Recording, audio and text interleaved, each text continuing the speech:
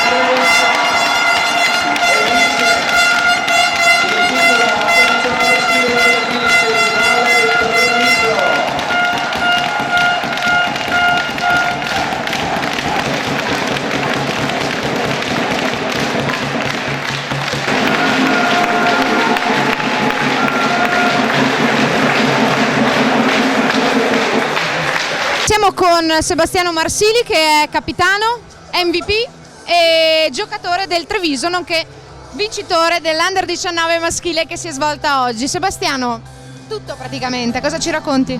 È stata un'andata difficile, siamo riusciti comunque però qua in finale a giocare bene tutta quanta la partita e non avevamo studiato Padova perché avevamo giocato un'altra formazione, però siamo riusciti comunque a essere superiori più o meno in tutti i fondamentali. E quindi se tu dovessi darti un voto, se dovessi dare un voto alla tua squadra? Beh, la squadra è andata bene, però possiamo ancora fare meglio perché l'abbiamo già fatto durante l'anno. Quindi sì, si può sempre fare meglio. E quindi alla finale di giugno? Esatto, speriamo di fare meglio alla fine di giugno. Siamo con Luciano Scaggiante, allenatore del Padova. Luciano, cos'è mancato oggi? Beh, rispetto a loro siamo stati inferiori, credo nel fondamentale ricezione, loro hanno portato molto bene il servizio e poi nelle situazioni di rigiocata a contrattacco non abbiamo saputo mettere giù palla quando anche riuscivamo a funzionare un po' in difesa. Una partita a netto vantaggio loro. Dovremmo andare in palestra a lavorare, cercare di migliorare un po' sul fondamentale ricezione, perché sennò così non riusciamo proprio a giocare. Grazie mille. La seconda classificata della finale